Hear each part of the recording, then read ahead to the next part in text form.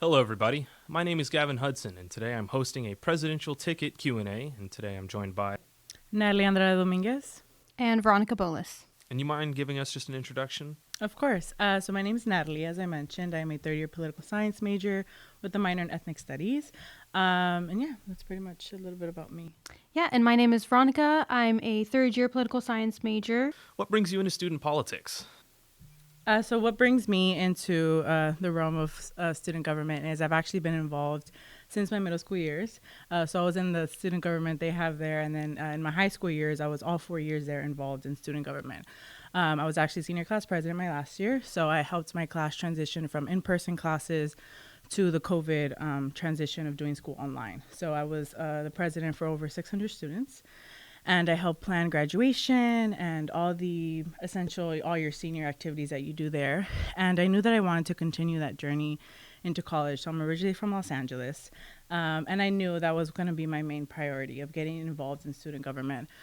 So of all the schools that I got accepted into, Sac State's ASI program was one of the best ones that I seen. So coming in from the bat, I knew that's what I wanted to do. I mean, I come from a low-income community, and I know the struggles of going to low-income schools.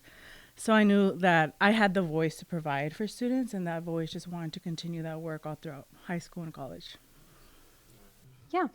So the way that I got involved in politics and student government specifically was mainly because of my background. I grew up in Egypt for a big part of my life. My family is Egyptian, but I was born in Namibia. So immigrating to the U.S. Was definitely a big culture shock. It was definitely really hard to adapt to that.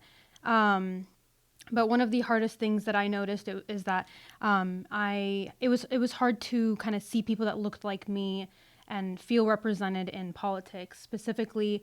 And so I think, being interested in a field like that, being a Middle Eastern woman, it was really difficult to feel motivated to do these things because I never saw someone that looked like me.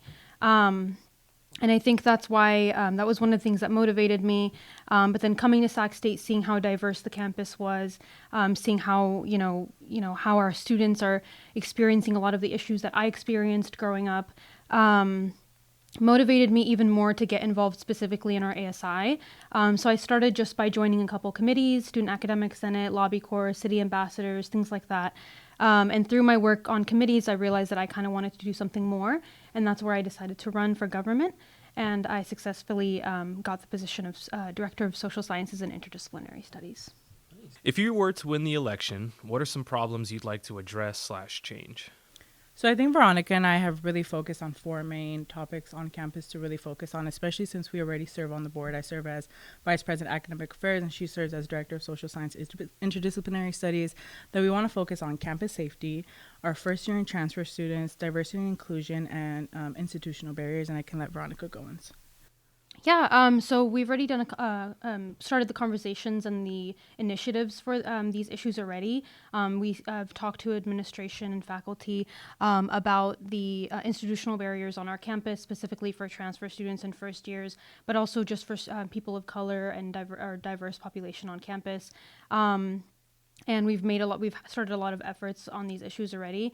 But I think we also want to work on issues relating to basic needs. I mean, we have a lot of students on our campus that are facing food insecurity, homelessness, and a lot of these issues affect their academics. So they're not going to be able to succeed academically if they aren't able to live and have, a healthy, good mental health, have, a place to live, a roof over their head, food. So we want to really tackle these basic needs that students need in order to successfully have a good education. But on top of that, also have them feel welcome on our campus, celebrated, and give them all the tools that they need to succeed. Nice. All right. My next question would be, how would you help address the growing problem of sexual assaults on campus? So that's a great question and a very important question. So as we've mentioned, we already serve on the board. So we've seen and talked to administrators and with students about the growing problem that we have on campus about campus safety and the sexual assaults. So currently, Veronica and I have co-authored a resolution through ASI on in solidarity of the sexual assaults to our Sac State community. And we're also hosting a town hall on Monday. So now we've already started these conversations about what our administration doing and how are they going to help our students and helping them through this horrendous problem that we have on campus.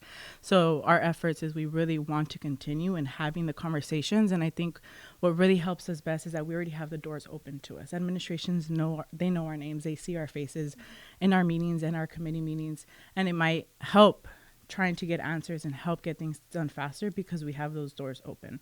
And we want to continue our efforts already in what we're starting now and continue that through our presidency if we're elected, and see what we can do to make sure that our campus is safer and that our students have resources when they do go through this. Yeah, and just really quickly to go on top of that, I mean, we got a lot of feedback from the last forum that happened, and we, in our resolution, called out the administration to do certain specific things and include the student voice in their decisions. So we want to hold them accountable, make sure that they follow up on all of these things, and bring the student voice with them.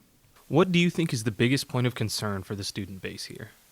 So I think a main concern that we've seen from students is a lack of connection between their administration and through the students. So students are angry at administration, and administration, frankly, keeps hearing a lot of hate and anger towards them, that we're not really bridging that equity gap between them. So that's a huge issue no matter what problem we see, is that there's no connection. And frankly, we need each other to try to help these situations and try to solve these problems.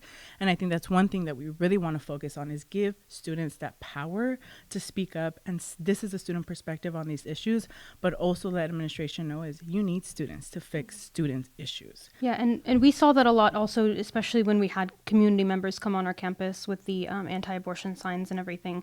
And we had a lot of pushback from the campus community, from students on our campus.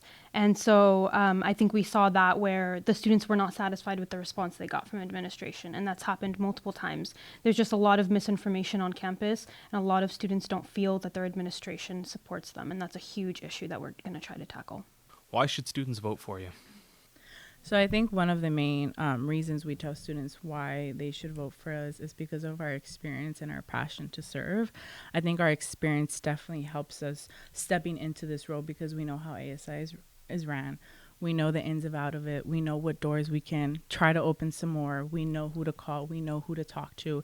These conversations have already started. So I think that really helps us in trying to continue to advocate, not just through this term that we have, but for the next one. I mean, we've realized how difficult it is to even start these conversations, and actually getting to the achievement, to that last, stepping stone that we want to accomplish is really difficult. So having people who already know the ins and outs of this organization, who know the administration, who definitely respect us in a way and solving these issues, I think that's a really big thing. But not just experience, I think also passion. I think Veronica and I, since the jump of our freshman year, have been involved with ASI, and I think that's very important because I think it shows our dedication. Whether we had a position or not, we were still involved. Whether or not we get credit for anything, we still do this because we actually care about the community and we care about our students. And I also want to add real quickly also our backgrounds, being two women of color, being in politics where it's really, controlled and by very male-dominated spaces. So growing up in these spaces, growing up low income to women of color, it's definitely been a big part of who we are and why we think we're qualified.